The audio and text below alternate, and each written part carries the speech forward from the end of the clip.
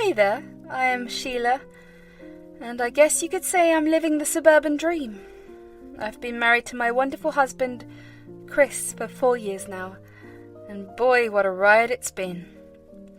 We met in college, both majoring in business. There was something about his smile and his easygoing nature that drew me in. We were inseparable from the start, spending late nights studying, giggling over inside jokes, and planning our future together. Fast forward a few years and we got married, promising to be there for each other through thick and thin. The whole, for better for worse, thing seemed like a piece of cake at the time, but little did I know that our journey was about to take a turn, with me being almost dead thanks to none other than my mother-in-law. Chris and his mum, Martha, had this tight bond, which was just too much in my book. Martha practically raised him solo after her divorce, and it seemed like she was dead set on keeping him under her wing after he had flown the nest. I'd heard tales about how she used to match outfits with him, and she'd always be there like a shadow while he used to play with his friends. Let me tell you about Martha's timetable for Chris. It was like she was the master architect of his life or something. She'd have this whole elaborate schedule mapped out for him from the moment he woke up to the moment he went to bed. Even when he headed off to college, the clinginess didn't exactly fade. She'd call him multiple times a day, check in on his schedule, and even pop in for visits twice a week. And honestly, it left its mark on Chris. He was this amazing guy, but you could tell he carried the weight of all that on his shoulders. He'd doubt himself a lot, always wondering if he was doing the right thing or if he was living up to her expectations. She had this tendency to get a bit jealous of Chris's girlfriends, which was a bit on the weird side. I remember when Chris introduced me to her for the first time at dinner. I could practically feel her eyes scanning me from head to toe, assessing every detail. "Sheila, it is so lovely to finally meet you. Chris talks about you all the time." "Thank you, Martha. It's great to meet you too." "Oh, I'm sure it is. Chris has a way of, surprising us with his choices." "Yeah, he's full of surprises. So, Sheila, tell me, what do you do for a living?" "I work in marketing. It's pretty exciting. There's always something new happening." "Check this, Sheila.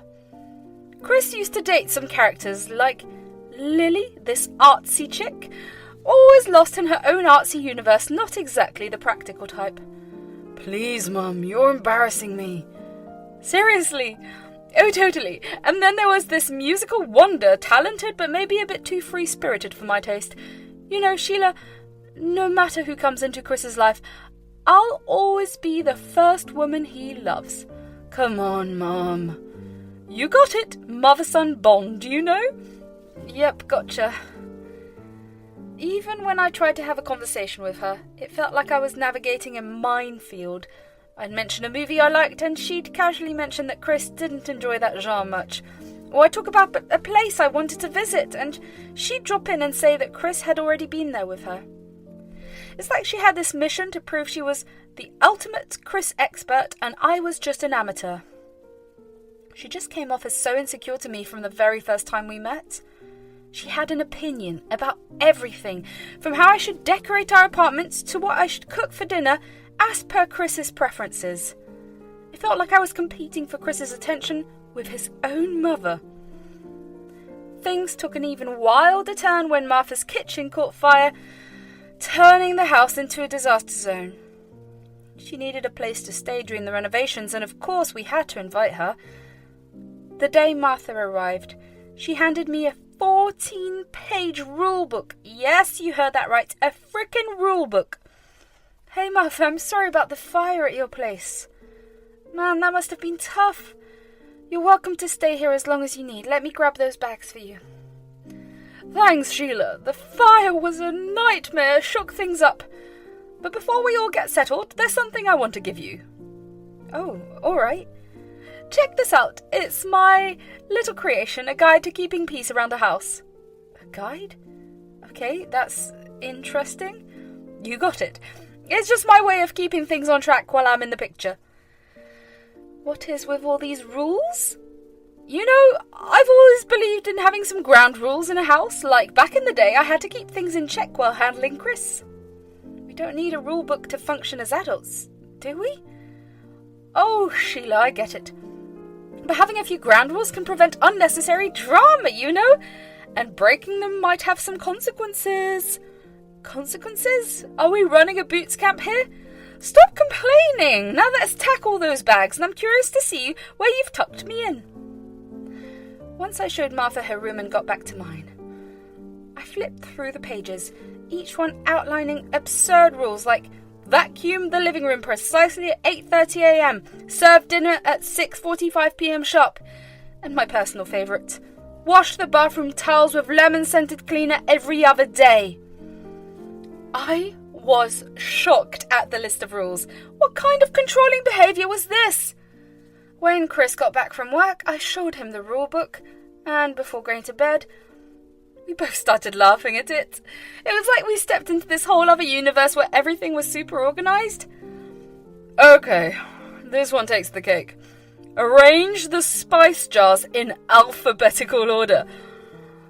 I guess our spices are going for a degree in linguistics. And do not miss the Gourmet Tuesdays, where I apparently have to whip up a 5-course meal from scratch. Well, that is one way to turn our humble kitchen into a Michelin-starred restaurant. You know, honey, my mum means well, but she needs to realise that I have grown up now. This is our house, not hers.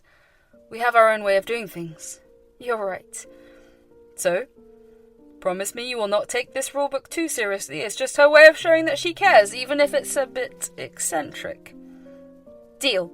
No alphabetized spices or gourmet extravaganzas in our future. I promise. The next morning I woke up, and Chris was already ready for work. He kissed me goodbye. Martha's rulebook was sitting on my bedside table. I checked the time, around 8 a.m, and realised that according to the rulebook I should be getting ready to vacuum the living room by 8:30 a.m. Yeah, right. I took a shower, got dressed, grabbed a granola bar and left for work before Martha could catch me. I walked in after a tough day at the office, hoping to relax on the couch. But as soon as I stepped through the door, it was like walking into a storm. Chris and Martha were locked in this intense argument in the living room. Martha was all worked up. Chris, I'm really struggling to understand why Sheila can't seem to respect the rules I've set in this house. Did you notice that Sheila just left for work this morning without doing any of the chores? Mum, we've talked about this. This house is turning into chaos. It's about maintaining order. That's how I raised you. Raised him with rules that he's now grown out of? Look, who is here? You think you know him better, huh? Because I distinctly remember him asking for pancakes every Sunday morning when he was a kid. Mum, seriously? Sheila, who even are you? This is my son's house and it belongs to me as much as it belongs to you. Excuse me? What? Chris? Mum, I need to come clean. This is Sheila's house. She owns it. What? How is that possible? Martha, when Chris and I got married, my parents gifted me this house as a first anniversary present. It's under my name. Chris, you never told your mum? I didn't want to complicate things, so I let you believe it was mine. I'm sorry, Mum. So, after Chris did his dramatic storm-off thing, I was left standing there, totally dumbfounded by what he'd just thrown into the conversation. My brain was doing some serious acrobatics, trying to figure out why he'd go all Mission Impossible with a lie about our house. Chris had never, not once, lied to me before. He'd always been the sweetest, most genuine guy. I took a deep breath and headed to our bedroom, giving the door a gentle push. And there he was, Chris, looking like he was drowning in guilt. Hey, can we talk? Yeah, I guess we should. Look, I'm not mad or anything. I cannot wrap my head around why you would lie about the house. Of all things, you know, we have always been open and honest with each other. I know, honey. That is what's been eating me. I should have just told you the truth from the start. Okay, so what's the deal? It is my mum. She has always been on my case, you know, ever since I was a kid. She's had these expectations about who I should be and what I should achieve. It's like she wanted this perfect version of me. And you thought lying about the house would, impress her? No, not impress, more like disappoint her. She's always been proud of her control over things, and I thought if she found out that you're the one who actually owns the house, it would shake things up. She would be disappointed in me for not being the son she wants me to be. Wait, hold on. Chris, you are your own person. You have always been kind, hard-working, and true to yourself, baby. You are the man I fell in love with. Why does she need to define your worth? Chris's backstory with his toxic mother was hitting me hard. Growing up with that kind of negativity made him feel like he had to lie to his own mum. The whole thing was straight up unfair. Chris, the most chill and caring guy I knew, carried around this heavy baggage from his messed up family. He deserved better. A childhood that didn't leave him feeling like he had to lie or prove himself. What really irked me was how toxic Martha could be. It makes sense where she had no friends and had nowhere to go when her kitchen burnt down. I was mad. She was so mad that she had this hold over Chris that she made him feel like he had to lie to keep the peace. I was mad that she was this toxic presence in our lives. It was like she was poisoning everything. The next day was seriously weird. I was getting ready for work, fully prepared for Martha to come at me with her usual chore checklist or some sarcastic comment like she always did. But surprise, surprise, she was radio silent. I headed to work feeling a mix of relief and suspicion, thinking, is this the calm before the storm or what? As soon as I stepped through our front door after work, I saw that my living room was a total mess. Furniture was moved around and vases and plant pots from my beloved indoor garden were nowhere to be seen. Martha, what have you done? She emerged from around the corner. Oh, Sheila, I just thought the room needed a bit of a change. Change? Martha, this is our home. You can't just come in and rearrange everything without even asking. Well, I thought it would be better this way, and those plants were taking up too much space. You know what, Martha? I'm just tired. Tired of your constant need to control everything. I invited you into my home, gave you a space here. And what do? You find new ways to make my life miserable. Oh, please, Sheila, spare me the drama. You are overreacting. There were just plants. Stepping into my bedroom was a bit of a shocker. My bed was against a new wall. The photo frames on the dresser seemed cramped. And my desk was in a spot that made 0 sense. I couldn't really grasp why Martha thought she had the right to be a feng shui master. Can we just live together without one of us trying to rearrange the whole universe?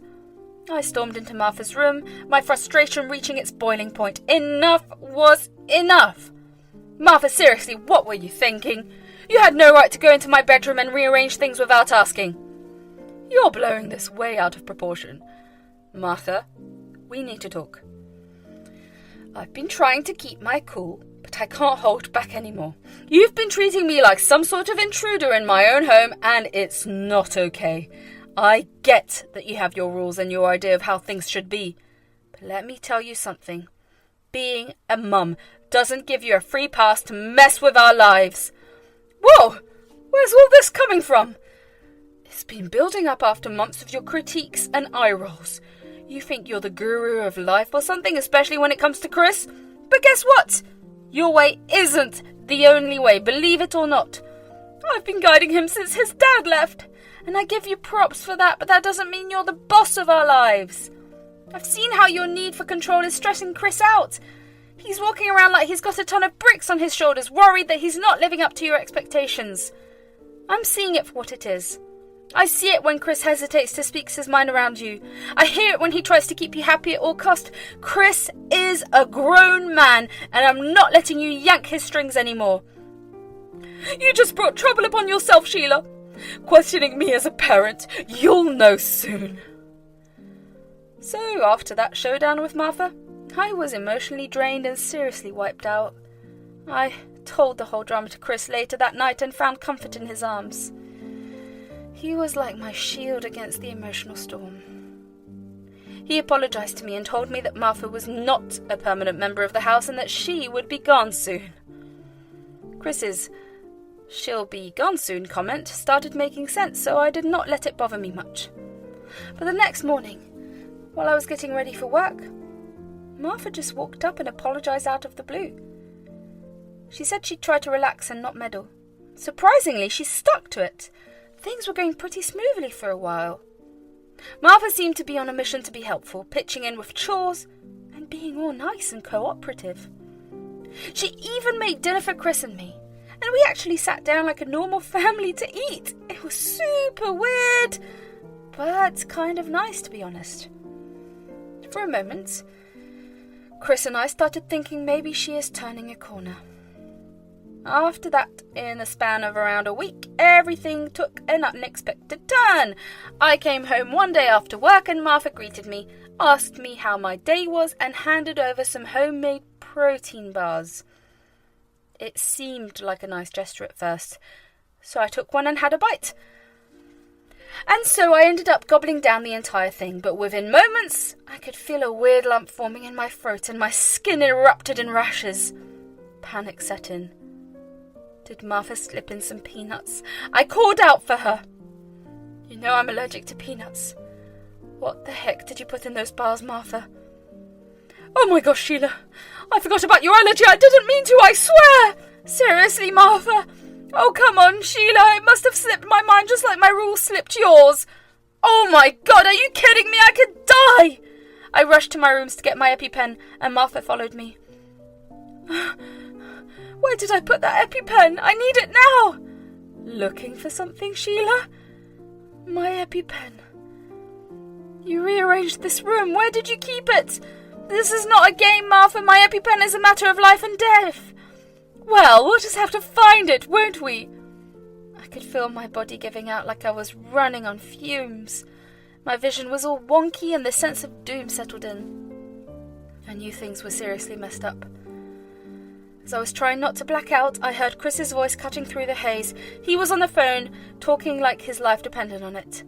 An ambulance pulled up. Paramedics were all business, doing their thing to get me stable. The ride to the hospital was blurry as heck. Sirens, beeping, and the whole shebang. It felt like I was drifting in and out of some weird dream. And then I finally rested my eyes. When I woke up in the hospital, Chris was there, looking worn out but relieved. I was done. Done with her manipulation, her toxicity, and her complete disregard for anyone's well-being but her own. As soon as I was discharged, I had a serious heart-to-heart with Chris. He knew it was time to take a stand too. He'd seen firsthand the damage his mother's action could cause, and he was ready to set things right. In a couple of days, I was discharged from the hospital, and Chris and I got home. Mum, we need to talk. I don't know what Sheila told you, but it was all a mistake. Cut it out. You know what, Mum? I used to think I had a mother. Someone who cared. Someone who wanted the best for her family, but I was dead wrong. I didn't know I had a monster for a mum. Someone who's willing to hurt and manipulate just to satisfy her own twisted need for control. Chris, no, honey. I need to get this out. Mum, you've torn this family apart with your toxic behaviour. You've taken every opportunity to belittle and demean Sheila, someone who's done nothing but support and care for all of us. What did she get in return? Neglect and allergies triggered because you forgot? It's sickening. You nearly killed Sheila. Let that sink in. You almost killed your son's wife. Didn't you even think about me once? Chris, please. I never meant for things to go this far. I know I've made mistakes, and I'm so sorry for what happened to Sheila. Mum, listen carefully. You have two choices. You can leave on your own terms, or I'll make sure you're out of here. You can spend your days in whatever hole you want until your house is renovated. I don't care if you stay in a motel or wherever, but you won't do it here. This is where it ends, Mum. Our relationship, whatever was left of it, ends right here. I don't have a mother anymore. Not in the way that matters. Honestly, I couldn't help but feel a kind of twisted satisfaction when Chris showed his mum the door. She loved him so much that it must have stung like crazy to be rejected by her own son. She honestly deserved it after the protein bar situation. We've lost touch with Martha completely. No calls, no texts, No sign of where she went. It's like she vanished into thin air. And as much as I'd hoped for her to grow and find her way, I can't help but wonder where she's ended up. Despite all the drama, she's still his mum, and that worry for her is there. Chris ran into a couple of construction guys working on her house, and they let him know that she drops in sometimes to see if things are in check. So I guess she is okay. Our home is no longer a battleground, and who knows if we will get in touch with her again. We are just trying to live in the moment.